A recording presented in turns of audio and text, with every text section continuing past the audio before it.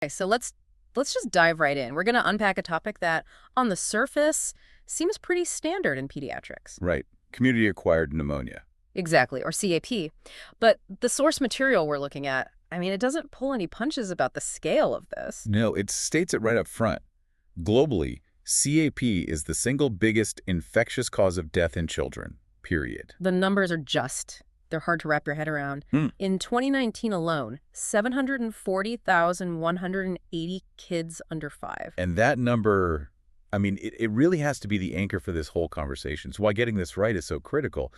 Our mission today is really to distill the clinical approach. I mean, how do you diagnose it? How do you manage it now that the causes are shifting? And what do you do when things get complicated? And that complexity starts, well, it starts right away, doesn't it? With the very definition. It does. Even the so-called gold standard for diagnosis is, well, the source calls it imperfect. Which is finding that area of consolidation on a chest x-ray, right? In a Yeah. kid who hasn't been in a hospital recently. Exactly. And it's imperfect because, you can miss early cases that way. And sometimes what you see on an x-ray doesn't actually mean the child is that sick. Yeah. So right from the get-go, there's this gray area. So that staggering global mortality number we started with, it's the headline. But Yeah. there's a huge distinction to be made when you look at high-income countries. A massive one. I mean, in a place like Spain where this protocol originates, the mortality rate is estimated at something like 0.28%. Which is incredibly low. Incredibly low. And Yeah. if you look inside that tiny number, the deaths are almost never in previously healthy kids. So you're talking about children with other serious health problems. Yeah, exactly. Kids with chronic neurological conditions, heart disease, kidney problems, or compromised immune systems. The risk profile is a whole different ball game when you have access to advanced care. Okay, but here's the part of the story that's, a genuine public health victory. The overall rate of kids needing hospitalization for CAP has dropped. A lot. The estimate is a 25% drop over the last 25 years. And that's not by accident. Not at all. It's almost entirely down to vaccines. Specifically, the conjugate vaccines against Haemophilus influenza type B and, the big one, Streptococcus pneumonia. The pneumococcal vaccine. Yeah, that's the one. For decades, those two bacteria were the main culprits, and vaccination it completely changed the game. It's a huge win, but the data does remind us that the job isn't done, especially for the very youngest. Right. The incidence is still stubbornly high in children under 2. The source points to U.S. data from 2015. The hospitalization rate was 62 cases for every 10,000 kids under 2. Wow. Yeah. And that's why clinicians get so focused in that age group. The presentation can be really vague, and the potential for a child to get very sick very fast is real. You have to figure out if you're dealing with a virus that'll get better on its own or an aggressive bacteria you need to treat right now. Okay, so this gets to what is, I think, the absolute core of the problem for clinicians. The whodunit. Exactly. Trying to figure out the cause, the etiology, because you need to know if you should use antibiotics.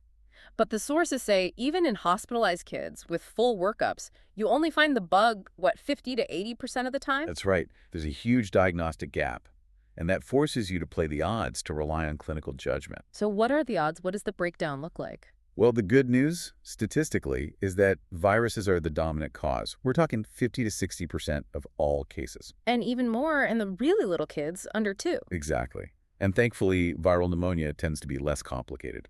Okay, so if viruses are over half the pie, the rest is split between atypical and typical bacteria. Yep. Atypical bacteria are about 25 to 30%, and the typical bacteria are down to maybe 15 to 25%. And then you have co-infections, which must make things even more confusing. It does. At least 10% of the time you have both a virus and a bacteria working together. So let's drill down on the key players here. For viruses, is it still RSV? Oh yeah, respiratory syncytial virus is still number 1, especially in that under 5 group. But it's interesting to compare it to newer things, like SARS-CoV-2. How does that look different? The sources say it tends to hit older kids, maybe around 8 years old, and they often have fewer wheezes and, surprisingly, need less oxygen than kids with other viral pneumonias. Interesting. And on the bacterial side, what about the atypical ones? The main one there is Mycoplasma pneumonia. That's the classic cause of what people call walking pneumonia. Because the kids aren't totally knocked out, they're still up and around. Exactly. Milder symptoms, and it's much more common in kids over 5. Okay, so that brings us back to the typical bacteria where the vaccines have caused this big shift. A really big shift. Yeah. I mean, Streptococcus pneumonia is still the main typical cause, but it's not the powerhouse it used to be. And this is where we see a kind of microbial substitution.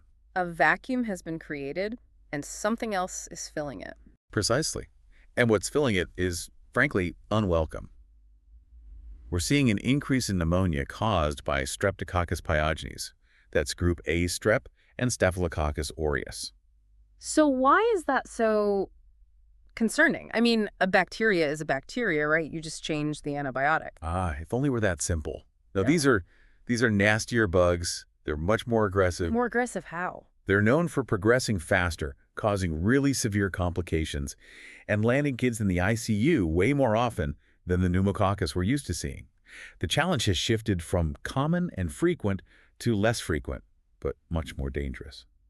So with all that uncertainty, it all comes back to the kid in front of you, the clinical presentation. Right. And the textbook signs, fever and cough, they're not that reliable. You can have pneumonia with a low-grade fever or even no fever, especially if it's viral or atypical. But the sources point to one symptom as having the most sensitivity. They do. It's polypnea.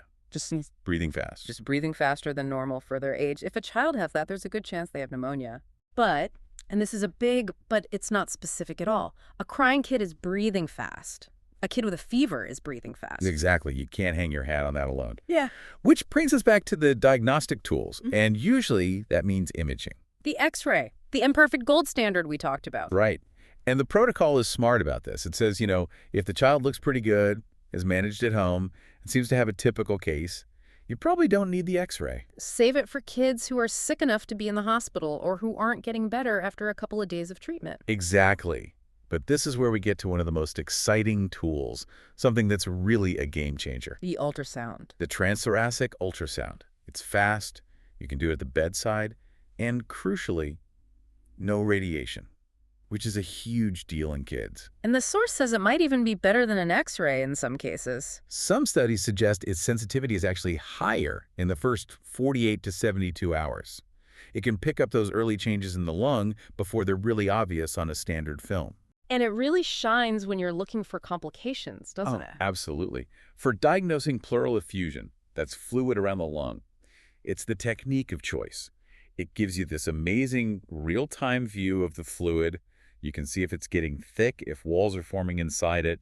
It really guides your decision on whether you need to intervene and drain it.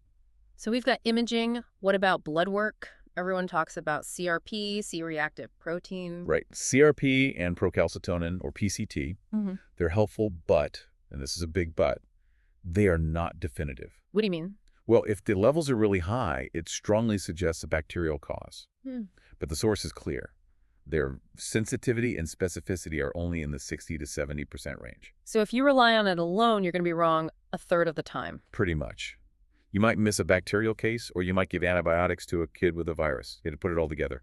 The clinical picture, the imaging, and the lab work. And the sources even mention new tools like, what was it, a mobile app? Yeah, the Pneumonia Etiology Predictor.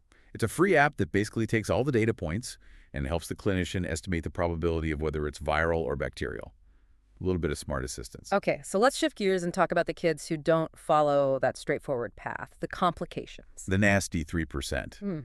Thankfully, it's a small number, but when complications happen, they're almost always from a bacterial cause. Historically, S. pneumonia. And the most common one is that pleural effusion we just mentioned, the fluid around the lung. That's the one. It affects a huge chunk of hospitalized kids, maybe 20 to 40%. And it's often the reason a kid on antibiotics still has a fever day after day. And managing that fluid is a big decision. Do you drain it or not? Right. It depends on how much there is, how much trouble it's causing the child's breathing, and whether those internal walls, the septa, have formed. And there was a really interesting detail in the protocol about treatment here, something about steroids. Yeah, dexamethasone. Some studies suggest that if you add it to the antibiotics for an effusion that isn't too complicated, it might actually stop it from getting worse and help it resolve faster. So you're not just killing the bug, you're also calming down the inflammation that's causing the fluid buildup in the first place. That's the idea. It's a tactical shift, targeting the body's over-the-top response. And beyond fluid, what are the really severe complications we worry about? Well, you can get necrotizing pneumonia, where the lung tissue actually starts to die, or even a lung abscess. And then there are the systemic things. Septic shock, multi-organ failure. the really scary stuff. Those are the absolute emergencies. But let's bring it back to the vast majority of cases. How has treatment logic changed? I'm glad you asked, because this is another huge positive shift. For viral CCAP, it's mostly supportive care unless it's flu or SARS-CoV-2. But for bacteria, It's all about the duration of antibiotics now, isn't it? it is. We now have really good studies showing that short courses of antibiotics work just as well as the old 10 or 14-day courses. So for a typical, uncomplicated bacterial pneumonia, Amoxicillin for 5 days. That's it. It's just as effective. which is a massive win. Less antibiotic exposure, fewer side effects, less risk of creating resistance. It's a huge victory for patient care and for public health. And the whole philosophy is now about being targeted and efficient.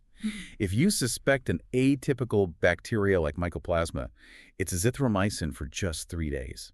Short, sharp, and effective. Wow. Okay, so we've covered a huge amount of ground here. We've Okay. gone from CAP being this massive global killer. To the nuances of an imperfect gold standard, yeah. We talked about how vaccines have totally reshaped the battlefield, swapping old enemies for some new, nastier ones. And how tools like ultrasound are making diagnosis safer and more accurate, while the whole philosophy on antibiotic use is getting shorter and smarter. So for you listening, you now have sort of the mental map that clinicians are using to navigate this really common but really complex condition. Which I think leaves us with one last question to chew on, really. The protocol talks about treating viruses like flu and SARS-CoV-2.